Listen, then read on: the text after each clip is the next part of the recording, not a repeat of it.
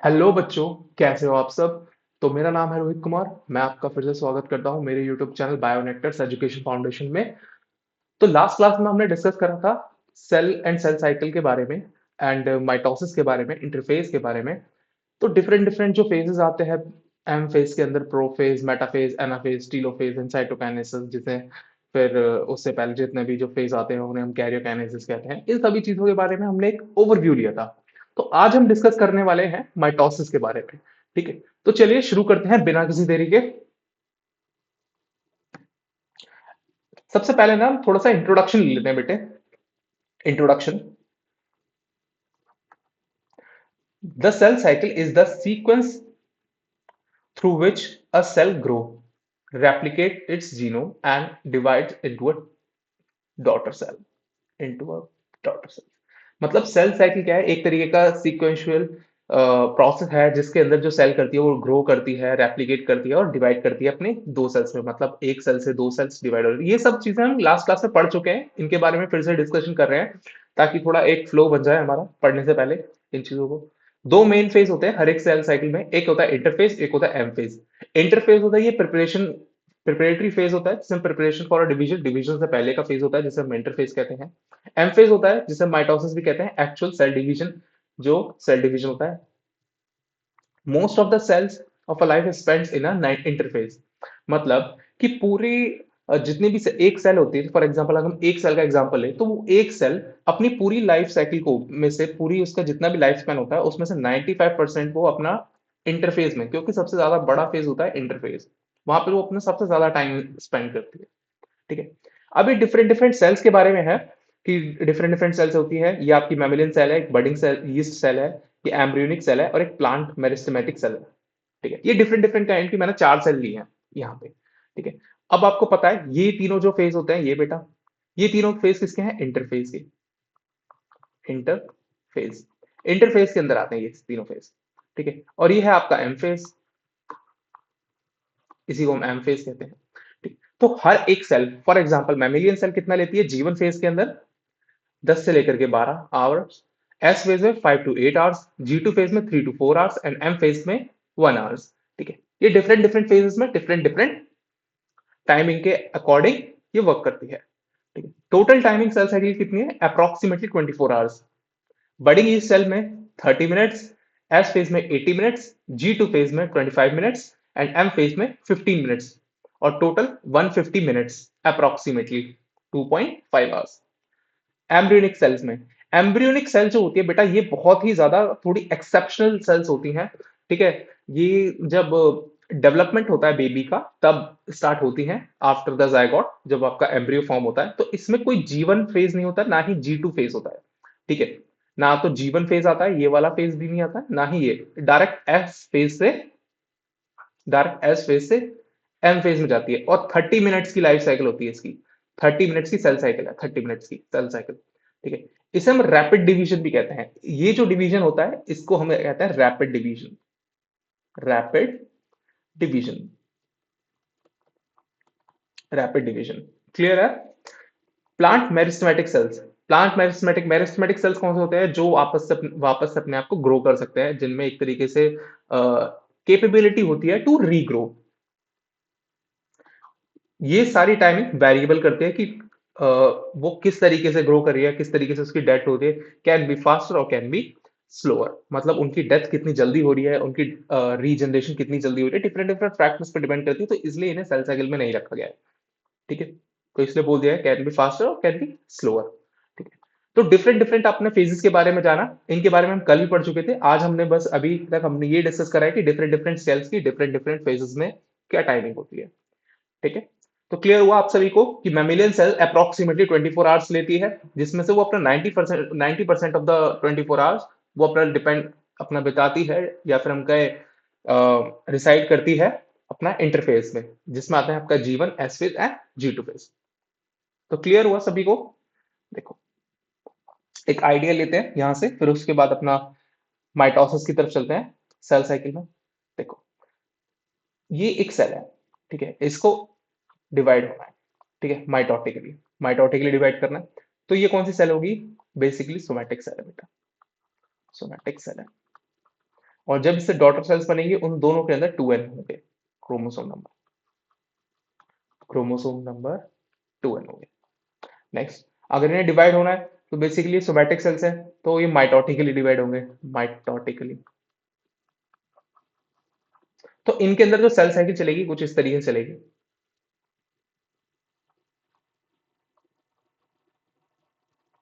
ये हो गया एम फेज और ये हो गया एक G1 जी एस फेज। ये सीक्वेंस में याद रखना है बेटा सभी को।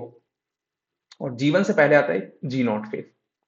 इस जी नॉट फेज में सेल्स रहती हैं, कौन सी सेल्स? नर्व सेल्स, जिनको कभी डिवाइड ही नहीं करना होता, ठीक है। हार्ट सेल्स, जिन्हें कार्डियक टिश्यूज में आती है, हार्ट सेल्स, ठीक है। नर्व सेल्स और आपके हार्ट सेल्स एग्जाम्पल है। और ये सारी साइकिल्स कहाँ परफॉर्म होती हैं? ये न्यूक्लियस में, सबसे पहले न्यूक्लियस में, न्यूक्लियस के अंदर, सेल के अंदर। कहाँ पे? न्यूक्लियस के अंदर। भले आप माइटोसिस की बात करें, भले आप मियोसिस की बात करें, ये दोनों के दोनों आप कंटेन करते हैं न्यूक्लियस के अंदर, ठीक। अब G1 फेज में क्या होता है, एस फेज में क्या होता है, G2 फेज में क्या होता है माइटोसिस के केस में, तो ये अभी हम डिस्कस करते हैं। चलिए, आज यही हमारा टॉपिक रहने वाला है। तो हमने लास्ट क्लास का थोड़ा रिवीजन भी कर लिया है, और चलिए अब हम बढ़ते हैं अपने इंटरफेस की तरफ कि माइटोटिकली जब डिवाइड करते हैं तो किस तरीके से चीजें कैरी फॉरवर्ड होती। देखो बच्चों, इंटरफेस, इंटरफेस भले बेटा हम बात करें माइटोसिस के केस में या फिर हम मियोसिस के केस में बात करें, तो दोनों में सेम टू सेम रहेगा। कुछ माइनर सा डिफरेंस है, वो हम वहीं पे डिस्कस कर लेंगे। जैसे माइटोसिस को आज हम डिस्कस कर रहे हैं तो उसके साथ इंटरफेस डिस्कस कर रहे हैं, मियोसिस को डिस्कस करेंगे तो उसके साथ थोड़ा बहुत जो चेंज रहेगा वो उसको वहीं पे डिस्कस कर लेंगे, ठीक है। आज आज हम केवल डिस्कस करने वाले हैं माइटोसिस के बारे में। चलिए स्टार्ट करते हैं। Interface, it is not a resting phase, it is not a resting phase. But सभी को ये लगता है कि इंटरफेस क्या होता है, एक तरीके से रेस्टिंग फेज है, मतलब इसमें सेल डिवाइड नहीं कर रही तो रेस्ट में है। नहीं, ऐसा नहीं है।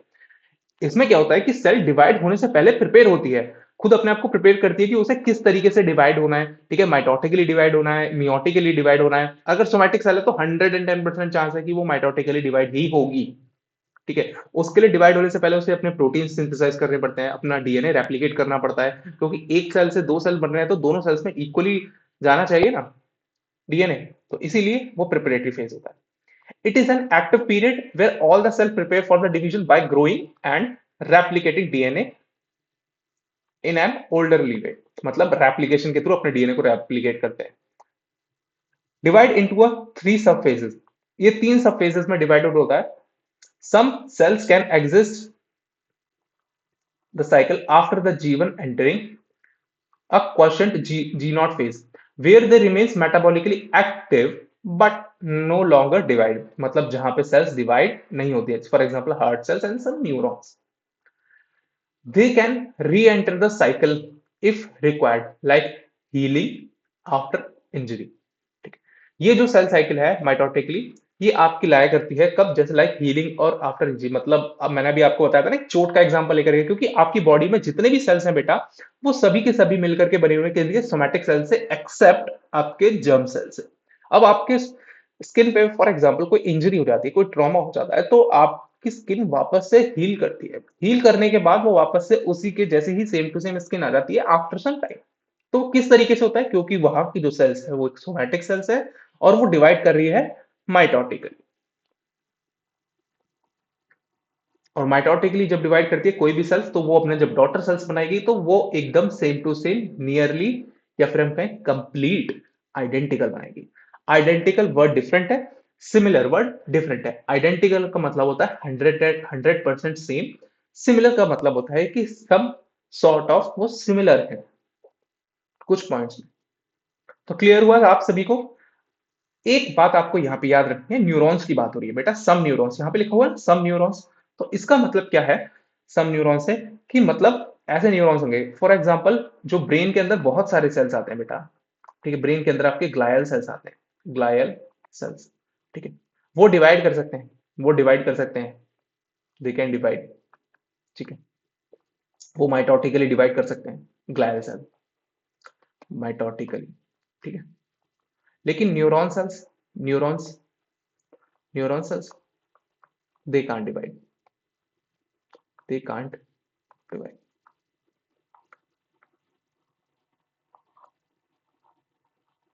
क्लियर हुआ?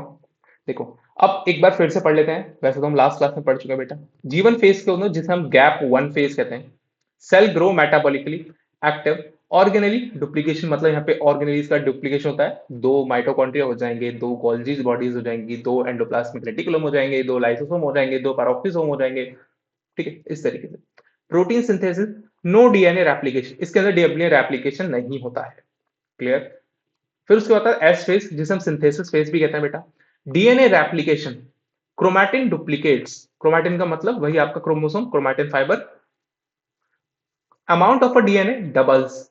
एग्जांपल, दो क्रोमोसोम से चार क्रोमोसोम्स हो जाएंगे, but chromosome number remain the same, because chromosome number same is if 2n then stay 2n, chromosome number same रहेंगे, क्रोमोसोम का डुप्लीकेशन हो जाएगा। डुप्लीकेशन से आपका क्या समझते हो? फॉर एग्जाम्पल समझो, यहाँ पे देखो 46 क्रोमोसोम्स हैं, 46 क्रोमोसोम्स, मतलब ऐसे करके ये आपके 46 क्रोमोसोम्स हैं। ठीक है, 40, इनका डुप्लीकेशन होना स्टार्ट हो जाएगा, ये एक ही काइनेटोकोर से जुड़े होंगे। ठीक है, ये क्रोमोसोम डुप्लीकेशन, जित यहां पर ये जितने भी सेंट्रोसोम से जुड़े हुए हैं, ये आपके जुड़े हुए हैं जो काइनेटोकोर से, सेंट्रोमेयर से, तो जितने सेंट्रोमेयर होते हैं बेटा उतना ही क्रोमोसोम नंबर रहता है। याद रखना इस बात को, जैसे आप लोग यहाँ पे देख रहे हो तो यहाँ पे क्रोमोसोम कितने हैं, यहाँ पर क्रोमोसोम एक है, जितने सेंट्रोमेयर है उतना ही क्रोमोसोम नंबर है। तो सेंट्रोमेयर कितने हैं? 46 है, तो क्रोमोसोम नंबर भी 46 है। अगर सेंट्रोमेयर नंबर किसी में 48 है तो क्रोमोसोम नंबर 48 है। इस बात में कंफ्यूज नहीं होना है, जितने सेंट्रोमेयर है आपको ये ध्यान रखना है, जितने सेंट्रोमेयर है उतने ही आपके क्रोमोसोम है। ठीक है, तो यहाँ पे क्रोमोसोम नंबर पे कोई इफेक्ट नहीं पड़ता है। ठीक है, डीएनए डबल हो जाता है, डीएनए रेप्लिकेट हो रहा है क्योंकि सिंथेसिस फेज है, इसलिए डबल हो जाएगा। Clear? G2 gap to phase, further growth, protein synthesis for a division, preparation for a M phase। मतलब इंटरफेज में आते आते जो सेल्स होती है वो फाइनली प्रिपेयर्ड हो चुकी होती है। गैप वन फेज जिसे हमने जीवन फेज कहा था, उसके अंदर आकर के सेल के ऑर्गेनलीज जो होते हैं वो डुप्लीकेट करते हैं। एस फेज जिसके अंदर डीएनए रेप्लिकेशन होता है। डीएनए रेप्लिकेशन होने का मतलब कि उनके अंदर क्रोमोसोम नंबर तो सेम रहेगा, लेकिन जो डीएनए है वो चेंज हो जाएगा, डीएनए 2C से 4C हो जाएगा। आप समझो इस बात को। देखो, डीएनए अलग होता है और क्रोमोसोम अलग होता है। जब आपको मैंने न्यूक्लियस पढ़ाया था सेल्स के वीडियो के अंदर, आप जाकर के चेकआउट कर सकते हैं एक बार, तो उसके अंदर आप जाकर के देखना कि उसके अंदर आपको पता लगेगा कि डीएनए से क्रोमोसोम कैसे फॉर्म होता है। ठीक है, नेक्स्ट हमारा G2 फेज, काफी सारी कॉइलिंग होती है, डीएनए के साथ प्रोटीन मिलते हैं, डीएनए प्लस प्रोटीन होता है, और फाइनली आपका क्रोमैटिन फाइबर बनता है, फिर धीरे धीरे करके क्रोमोसोम में डेवलप हो जाता है। कंप्लीटेड। G2 से G2 gap two phase, further growth, protein synthesis for a division, preparation for a M phase. तो क्लियर हुआ सभी को? G2 फेज के अंदर क्या होता है? प्रोटीन का सिंथेसिस होता है। तो यहां पर हम अपना इंटरफेस कंप्लीट कर चुके हैं, तो हर सेल इंटरफेस में जरूर जाएगी, भले वो माइटोटिकली डिवाइड हो, भले वो मियोटिकली डिवाइड हो। इंटरफेस हमने डिस्कस कर लिया है। इसके आगे हम बढ़ते हैं डिवीजन के ऊपर। जो दो डिवीजन के टाइप थे उसमें से आज हम डिस्कस करने वाले हैं माइटोसिस। ठीक है, ये मैंने कुछ लिख रखा है, ये आप देख सकते हैं, बहुत ही इजी है। देखो, सबसे पहले जीवन फेज है जिसे हमने ग्रोथ फेज कहा है। एस फेज है जिसमें डीएनए रेप्लिकेशन हुआ है। G2 फेज है जिसमें प्रोटीन सिंथेसिस हुआ है और प्रिपेयर्ड हो गई है सेल फाइनली डिवीजन के लिए। ठीक है, ये G2 फेज है जिसके अंदर आपकी हार्ट सेल और मसल सेल्स नहीं, हार्ट सेल्स और न्यूरॉन सेल्स रहेंगे, हार्ट सेल्स और न्यूरॉन्स। क्लियर है बच्चों? और फाइनली ये सेल्स के अंदर जो न्यूक्लियस है, न्यूक्लियस जो है, ये तीनों के तीनों फेज कहां पे हो रहे हैं? ये न्यूक्लियस में है, ये भी फाइनली साइटोप्लाज्म, ये साइटोप्लाज्म, और फाइनली ये जो एम फेज और एस फेज है ये न्यूक्लियस, क्योंकि न्यूक्लियस के अंदर क्या होता है? न्यूक्लियर एनवलप होता है, फिर उसके अंदर न्यूक्लियोलस होता है जिसमें आपके आरएनए प्लस प्रोटीन्स होते हैं, और फाइनली डीएनए होता है। और ये सेंट्रियोल होता है जिसे हम सेंट्रोसोम भी कहते हैं। अभी मैंने सेंट्रोमेयर का नाम लिया था, ये सेंट्रोसोम अलग होता है, सेंट्रियोल अलग होता है, सेंट्रोमेयर अलग होता है, ये तीनों के बीच में कंफ्यूज नहीं करना है। सेंट्रोमेयर, सेंट्रियोल और सेंट्रोसोम। तीनों के बीच में बेटा कंफ्यूज नहीं करना है। सेंट्रोसोम जो होगा ये क्रोमोसोम में होते हैं, ये क्रोमोसोम क्रोमोसोम को बाइंड करके रखते हैं। सेंट्रोमेयर और सेंट्रियोल ये सेल डिवीजन में काम आते हैं, ये न्यूक्लियस के अंदर होते हैं। ठीक है, दो क्रोमोसोम को कुछ इस तरीके से बांध के रखते हैं ना, तो यहाँ पर ये बीच में ये क्या है, सेंट्रोसोम। क्लियर हुआ। सेंट्रोमेयर जब हमने पढ़ा था तो हमने पढ़ा था कि सेंट्रोमेयर जो फॉर्म होता है वो दो परपेंडिकुलर आपके सेंट्रियोल जो होते हैं वो आपस में लाई करते हैं। जैसे ये एक तरीके का सेंट्रियोल है, ये दूसरा सेंट्रियोल इस पर आकर कुछ परपेंडिकुलरली लाई करता है। ठीक है, और इनका जो एक कार्ट व्हील अपीयरेंस होता है, मैंने आपको पढ़ाया है जब आप सेल वाली यूकेरियोटिक सेल में यूकेरियोटिक सेल ऑर्गेनिज्म के बारे में पढ़ेंगे तो आप देखेंगे कि इनके अंदर एक कार्ट व्हील अपीयरेंस होता है। ठीक है, 9+0 का अरेंजमेंट है इनके अंदर भी, 1 2 3 4 5 6 7 8 एंड 9। ठीक है, 8 एंड 9 कार्ट व्हील अपीयरेंस होता है। और फाइनली ये माइक्रोट्यूब्यूल्स को कैरी करते हैं, इनके पास माइक्रोट्यूब्यूल्स होता है। ये आप जो बाहर जो देख रहे हो ना बेटा, ये होता है एक तरीके से माइक्रोट्यूब्यूल्स, और इन्हीं को हम कहते हैं पीसीएम, पेरिसेंट्रियोलर मैट्रिक्स। ठीक है, तो फाइनली ये इंटरफेस स्टार्ट होता है। इंटरफेस के अंदर न्यूक्लियस जो होता है, न्यूक्लियस के अंदर फाइनली सेल डिवीजन स्टार्ट होने से पहले आपका जो प्रिपेयर्ड हो चुके होते हैं G2 फेज में, और सेंट्रियोल डिवाइड होना स्टार्ट होता है। ठीक है, चलिए पढ़ते हैं फटाफट। ये जो फिगर है बेटा, ये फिगर है मेटाफेज का, प्रोफेज का, सॉरी प्रोफेज का। चलिए फटाफट से समझते हैं। M phase. एम फेज क्या है? M phase is a division phase. इसमें जो न्यूक्लियस है वो डिवाइड होगा, उसके अंदर जो क्रोमोसोम है वो डिवाइड होगा। Mitosis is a process where parent cell divide into a two genetically identical daughter cells. Genetically identical, अगर जेनेटिकली आइडेंटिकल नहीं होंगे तो क्या होगा कि फिर दोबारा से जो स्किन आएगी वो डिफरेंट ही तरह की आ जाएगी। ठीक है, reserve chromosome number equational division, इसीलिए इसे कहा जाता है इक्वेशनल डिवीजन। और मियोसिस को कहा जाता है आपका रिडक्शनल डिवीजन। 4 मेन स्टेज होती है इसमें, 4 मेन स्टेजेस होती हैं। 4 मेन स्टेजेस कौन कौन सी हैं मैंने आपको लास्ट क्लास में बताया था। Prophase, metaphase, anaphase and telophase. ठीक है, इसके बाद फाइनली आता है साइटोकाइनेसिस। साइटोकाइनेसिस का मतलब क्या है बेटा? सेल का कंप्लीटली डिवाइड होना। तो चलिए सबसे पहली स्टेज जो है प्रोफेज को, इसको हम स्टार्ट करते हैं। Follow S and the G2 of interphase. S and G2 interphase. S phase में क्या था? डीएनए रेप्लिकेट हुआ था, जी फेज में प्रोटीन सिंथेसिस हुआ था, फाइनली प्रिपेयर्ड हो गई थी सेल डिवाइड करने के लिए न्यूक्लियस के अंदर। क्रोमोसोम कंडेंस, क्रोमोसोम कंडेंस हो चुके हैं।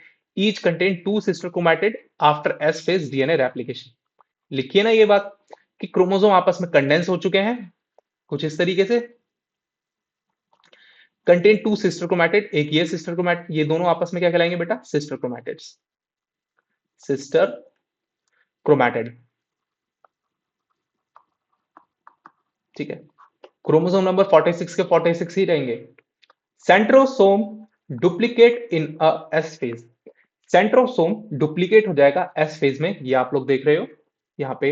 ये देखो, ये जो सेंट्रोसोम यहाँ पे जो एक है बेटा, ये एक है, यहाँ पे देख रहे हो ये दो हो चुके हैं। यहाँ पे ये एक बन गया, ये दूसरा बन गया। ठीक है, इनके साथ इनके माइक्रोट्यूब्यूल जो है उनका वो एक पेरिसेंट्रियल मैट्रिक्स के थ्रू वो अपना स्पिंडल जनरेट कर रहे हैं। ठीक है, मैंने आपको बताया है जब आपने सेल की वीडियो जरूर पढ़ी होगी, मैं आपको डिस्क्रिप्शन में भी दे दूंगा लिंक, और पिन भी कर दूंगा एंड ऑफ द वीडियो। तो centrosome duplicate in a S phase, start moving to opposite pole, start moving to opposite pole, spindle fiber forms। ठीक है, nuclear membrane, nucleolus, ER, Golgi breakdown. समझो, ये जो सेंट्रियोल आपको दिख रहा है, एक ये सेंट्रियोल एक ये सेंट्रियोल, ये दोनों मूव करने होते हैं अपोजिट पोल तक, यहां तक आते हैं अपोजिट पोल। ठीक है, ऐसा हो सकता है अगर ये इस साइड प्रेजेंट है तो ये अपने अपोजिट पोल तक, एक नॉर्थ की तरफ या फिर एक साउथ की तरफ या फिर एक ईस्ट की तरफ एक वेस्ट की तरफ, इस तरीके से जा सकता है।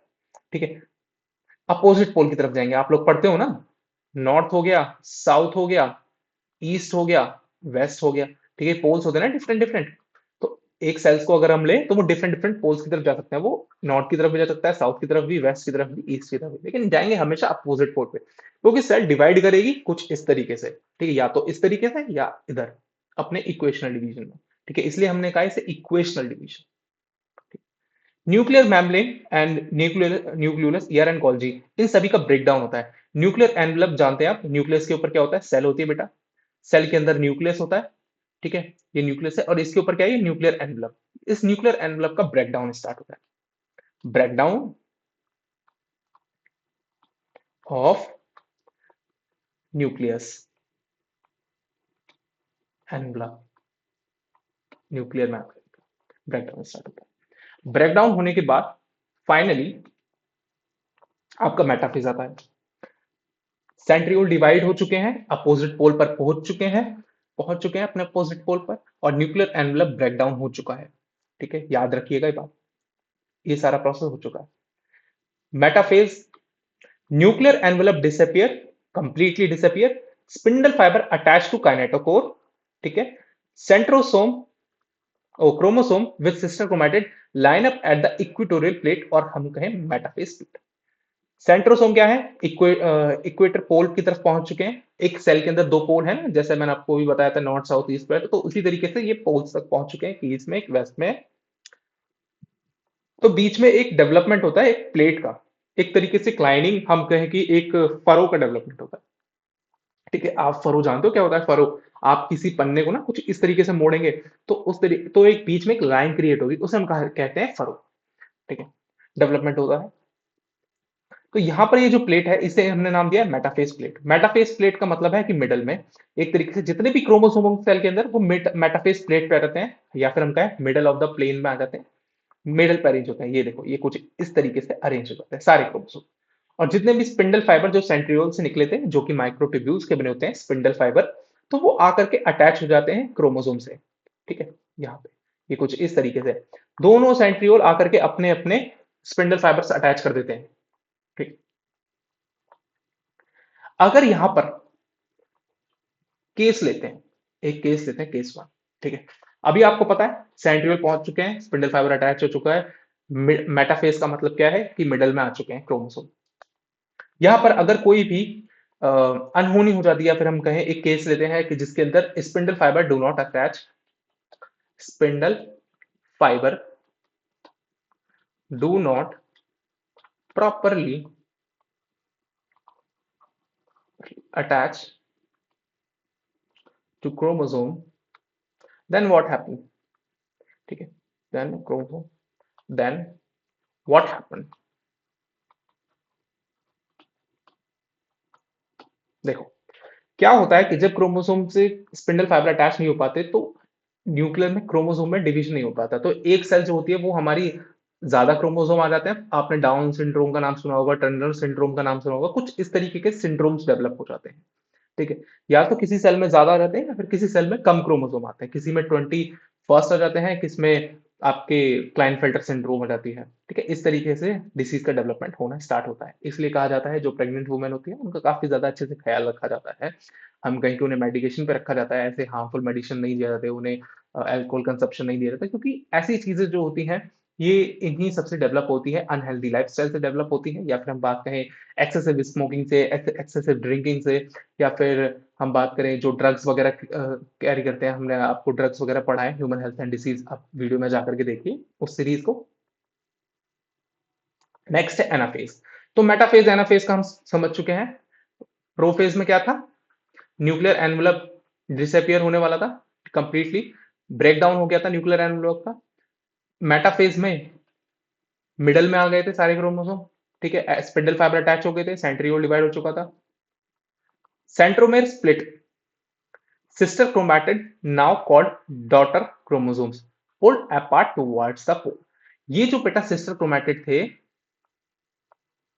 ठीक है, इनमें से सेंट्रोमेयर अलग हो जाते हैं, मतलब दो सेंट्रोमेयर बन जाते हैं यहाँ पे, दो सेंट्रोमेयर, ठीक है, सेंट्रोमेयर स्प्लिट हो जाता है, हट जाता है, हम कहें सिस्टर क्रोमैटिड अलग हो जाते हैं कुछ इस तरीके से, ठीक है, तो एक इस सेंट्रोमेयर के पास चला जाता है, एक इस सेंट्रोमेयर के पास चला जाता है, ठीक है, pull apart towards the opposite pole की तरफ पुल हो जाते हैं, एक इस तरफ एक इस तरफ। देख रहे हो एनाफेज में क्या हो रहा है, एनाफेज में, एनाफेज में क्रोमोसोम अलग हो रहे हैं, मेटाफेज में मिडल में आ रहे हैं, M for middle, A for अलग। प्रोफेज में क्या हो रहा है, प्रोफेज में सेंट्रियोल इक्वेटर पोल की तरफ डाइवर्ट हो चुका है, और फाइनली स्पिंडल फाइबर्स अपीयर हो चुके हैं, और न्यूक्लियर एनवेलप का ब्रेकडाउन हो चुका है। ये देखो इस फिगर के अंदर कितना अच्छे से बता रखा है, जितने भी सेंट्रियो सिस्टर क्रोमैटिड्स हैं सेपरेट हो चुके हैं, सिस्टर क्रोमैटिड सेपरेट हो चुके हैं। नेक्स्ट आता है, लास्ट फेज होता है telophase. Chromosomes decondense back to the chromatin, nuclear envelope and nucleolus reform, chromosome at each pole spindle disassemble।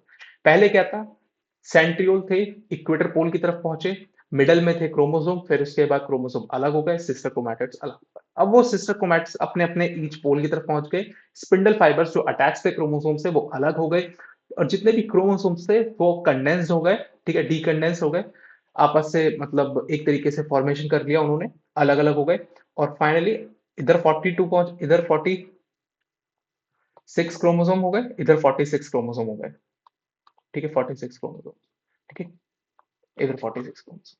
तो इस तरीके से डेवलपमेंट हुआ, और न्यूक्लियर एनवलप का रीअपियर होना स्टार्ट हुआ। ये देखो न्यूक्लियर एनवलप रीअपियर हो चुका है, यहाँ पे कुछ देखो स्मॉल स्मॉल फ्रेगमेंट्स हैं न्यूक्लियर एनवलप के जो वापस से रीअपियर हो रहे हैं, ठीक है। न्यूक्लियोलस का डेवलपमेंट स्टार्ट हो चुका है, न्यूक्लियोलस आ चुका है, यहाँ भी देखो न्यूक्लियोलस आ चुका है, ठीक है।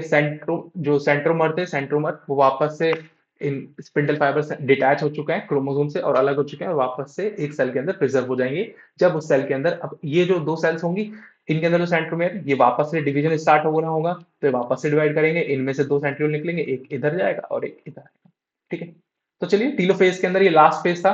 टीलोफेज में क्या होता है कि finally condense back to the chromosome, nuclear envelope reappear, nuclear reform, chromosome at each pole spindle fibre disassemble. Disassemble का मतलब है कि वो स्पिंडल फाइबर डिटैच हो चुके हैं, डिटैच भी बोल सकते हैं बेटा, डिटैच, डिटैच। नेक्स्ट है आपका साइटोकाइनेसिस। बेटा साइटोकाइनेसिस का मतलब होता है सेल्स का डिवीजन, ठीक है। अभी तक वो जो थे वो न्यूक्लियस में डिवीजन था, अब ये सेल्स, सेल्स का डिवीजन होने के लिए क्या जरूरी होता है, एनिमल सेल के अंदर क्या जरूरत होता है, और प्लांट सेल के अंदर क्या जरूरत होती है। नॉट अ माइटोटिक स्टेज, ये कोई माइटोटिक स्टेज नहीं है, पहली बात, बट फॉलो कैरियोकाइनेसिस, मतलब कैरियोकाइनेसिस को फॉलो करती है। जो आपने चार स्टेजेस पढ़ी बेटा, ये प्रोफेज, मेटाफेज,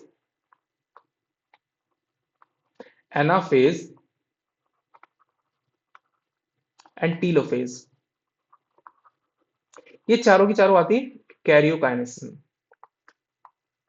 कैरियोकाइनेसिस, कैरियोकाइनेसिस का मतलब क्या है बेटा, न्यूक्लियर का डिवीजन, न्यूक्लियर डिवीजन। इस न्यूक्लियर डिवीजन के बाद फाइनली आता है आपका साइटोकाइनेसिस। साइटोकाइनेसिस, साइटोकाइनेसिस में सेल का डिवीजन होगा, ये न्यूक्लियर डिवीजन हो गया, अब फाइनली सेल का डिवीजन होगा। एनिमल सेल्स में क्या होती है, plasma membrane forms a cleavage furrow, plasma membrane forms a cleavage furrow. Plant cell में क्या होता है, formation of a cell plate which becomes new wall. Sometimes karyokinesis happens without cytokinesis. Example, syncytium in a coconut endosperm। जैसे coconut endosperm में क्या होता है कि कैरियोकाइनेसिस हो जाता है, बट साइटोकाइनेसिस होता ही नहीं है। जैसे सिंथाइशियम इन अ कोकोनट एंडोस्पर्म, सिंथाइशियम एक ऐसे प्रोसेस का नाम दिया गया है यहाँ पर कि जिसके अंदर कैरियोकाइनेसिस तो होगा बट साइटोकाइनेसिस नहीं होगा। क्लियर, कोकोनट एंडोस्पर्म के अंदर। देखो एनिमल सेल में के अंदर क्या है, जैसे एनिमल सेल है तो उसके अंदर जो सोमैटिक सेल्स हैं वो कुछ इस तरीके से एक फरो का डेवलपमेंट करते हैं, ठीक है। ये दो सेल्स हैं, इनके अंदर एक के अंदर यहाँ न्यूक्लियस है, एक के अंदर यहाँ न्यूक्लियस, ठीक है। प्लांट सेल क्या होती है, आपने पढ़ा है कि कुछ रेक्टेंगुलर शेप के होते हैं प्लांट सेल, कुछ इस तरीके से, ठीक है। उनके ऊपर सबसे बाहर क्या होती है, सेल वॉल होती है, सेल वॉल में कुछ इस तरीके से सेल प्लेट का डेवलपमेंट होता है, ठीक है, सेल प्लेट का, सेल प्लेट का, ठीक है। ये जो सेल वॉल होती है कुछ अंदर की साइड इन्वेजिनेट हो जाती है, हम इसे फरो का नाम नहीं दे रहे हैं क्योंकि यहाँ पर बहुत सारे प्रोटीन्स का रोल होता है, ठीक है। वो प्रोटीन्स आकर के यहाँ पर सेल प्लेट का फॉर्मेशन करते हैं, ठीक है, सेल प्लेट का। और वो प्रोटीन किस फॉर्म में आते हैं, आपका कौन लाता है, प्रोटीन कहाँ बनते हैं, राइबोसोम्स में, और आपका मॉडिफिकेशन होता है उनका ईआर एंड गोल्जी में, गोल्जी के बाद फाइनली रिलीज हो जाते हैं वेसिकल फॉर्म में।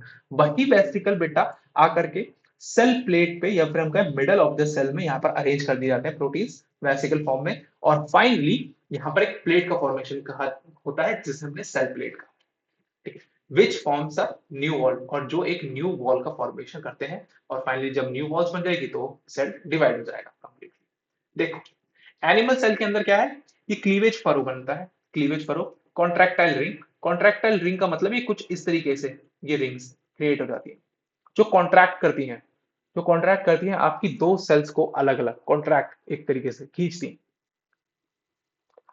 पेरेंट सेल और ये सेल, ये उसकी डॉटर सेल्स है, ठीक है। और फाइनली यहां पर देखते हो आप, ये देखो दो डॉटर सेल्स फॉर्म हो चुकी हैं, ठीक है, means forming two daughter sales.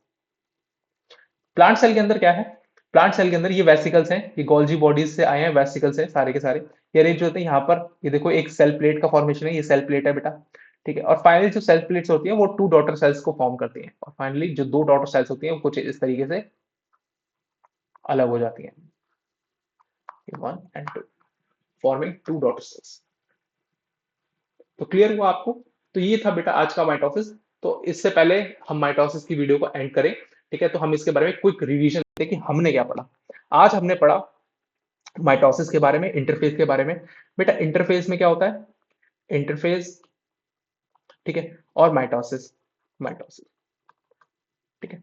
Interface के अंदर आपके जीवन आता है, एस फेज आता है एंड G2, आपको सीक्वेंस में याद रखना है। जीवन के अंदर जितने भी ऑर्गेनेल्स होते हैं वो डिवाइड करते हैं, ऑर्गेनेली, ऑर्गेनेली डिवाइड, ठीक है। एस फेज में डीएनए रेप्लिकेट होता है, क्रोमोसोम नहीं, डीएनए रेप्लिकेट, डीएनए रेप्लिकेट, ठीक है। G2 फेज में प्रोटीन सिंथेसिस होता है, protein synthesis, protein synthesis for the division, for division. Mitosis, mitosis में क्या होता है, फाइनली आपके चार फेजेस हमने पढ़े डिस्कस करे। एक होता है प्रोफेज जिसके अंदर न्यूक्लियर एनवलप का ब्रेक डाउन होता है, प्रोफेज। दूसरा हमने पढ़ा मेटाफेज, मेटाफेज प्लेट पे अरेंज हो जाएंगे, मिडल में आ जाएंगे सारे chromosomes. Anaphase, spindle fibre attach हो चुके हैं मेटाफेज में, और फाइनली क्रोमोसोम जो होंगे वो इक्वेटर पोल की तरफ अट्रैक्ट हो जाएंगे, या फिर हम कहें सेंट्रियोल उन्हें अपनी तरफ अट्रैक्ट कर लेंगे। और लास्ट में था इनका टीलोफेज, जिसके अंदर वापस से न्यूक्लियर एनवलप का रीअपियर होना और न्यूक्लियोलस का रीअपियर होना स्टार्ट हो जाता है, और फाइनली न्यूक्लियस डिवाइड हो जाता है कंप्लीटली। और फिर उसके बाद लास्ट में आता है साइटोकाइनेसिस, हमने पढ़ा साइटोकाइनेसिस, ठीक है, साइटोकाइनेसिस। साइटोकाइनेसिस में एनिमल के अंदर कैसा होगा, एनिमल के अंदर एक क्लीवेज फरो डेवलप होगा, क्लीवेज फरो, क्लीवेज फरो, ठीक है। और अगर हम प्लांट की बात करें बेटा, तो प्लांट के अंदर क्या होगा, प्लांट के अंदर डेवलपमेंट होगा सेल प्लेट का, और ये सेल प्लेट किसकी मिलकर के बनी होती है, Golgi body derived, Golgi body derived vesicles, vesicles which contain proteins and carbohydrate, and carbohydrate, ठीक है, ये कंटेन करती है। और फाइनली जो सेल वॉल की रिक्वायरमेंट है, क्योंकि सेल वॉल आपकी मिलकर किन किन से बनी होती है, सेल वॉल मिलकर के बनी होती है आपकी पैक्टिन से, हेमिसेल्युलर सेल्यूलोज से, इन सभी चीजों से मिलकर के बनी होती है, इसलिए मैंने यहाँ पे कार्बोहाइड्रेट्स लिखा। तो इस तरीके से माइटोसिस चलता है सोमैटिक सेल्स में, ठीक है। और जो इनसे जो डॉटर सेल्स बनेंगी वो कंप्लीटली आइडेंटिकल होंगी। मैं बार बार एक बात कह रहा हूं कि यहाँ पर ना तो क्रॉसिंग ओवर होगा, ना ही रिकॉम्बिनेशन होगा, और ना ही जो डॉटर सेल्स होंगी वो डिफरेंट होंगी, ना ही जेनेटिक रिकॉम्बिनेशन होगा। इन तीन चीजों को मैं लिख देता हूं बहुत ही आसानी से, no genetic recombination, no crossing over,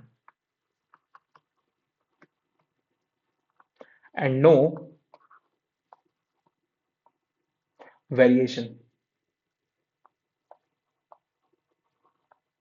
genetic variation.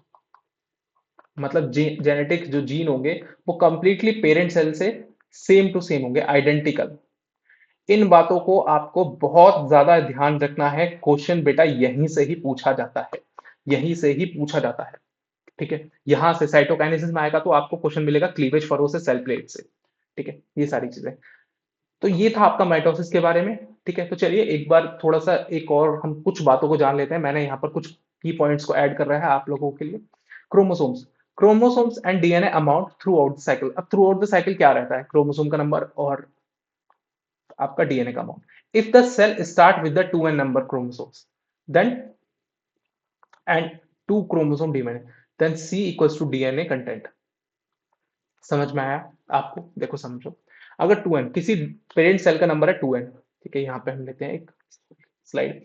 ठीक है, ये जो सेल्स है ये अपने दो न्यू सेल्स बना रही है, एक ये सेल्स बना है, इसके पास क्रोमोसोम नंबर 2n है। ठीक है, 2n का मतलब क्या है, 46 नंबर ऑफ क्रोमोसोम्स है, 46 नंबर, इसके पास 46 नंबर क्रोमोसोम्स है। ठीक है, इसके पास 46 कुछ इस तरीके से। ठीक है, ये एंड सो ऑन मिलाकर के टोटल 46। ठीक, तो ये फाइनली डिवाइड होने से पहले मैंने आपको बताया था कि एस फेज में क्या होगा, रेप्लिकेशन होगा। तो इन 46 क्रोमोसोम्स के अंदर ये कुछ इस तरीके से हो रहेंगे।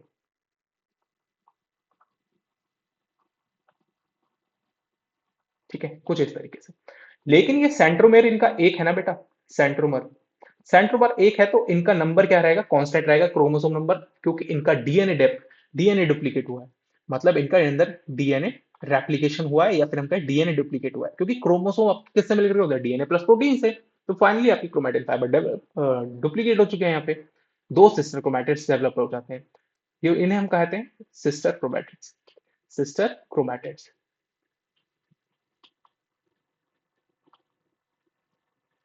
क्लियर हुआ? जीवन फेज में 2n क्रोमोसोम हमारे वही सेम टू सेम रहेंगे। एस फेज में 2n क्रोमोसोम्स, डीएनए डबल, दो क्रोमोसोम से चार क्रोमोसोम्स हो जाएंगे। ठीक है, क्रोमोसोम्स नंबर सॉरी सेम रहेगा लेकिन सिस्टर क्रोमैटिड्स आ जाएंगे। जी टू फेज में 2n क्रोमोसोम्स, मतलब आपके वही वो डीएनए रहेंगे।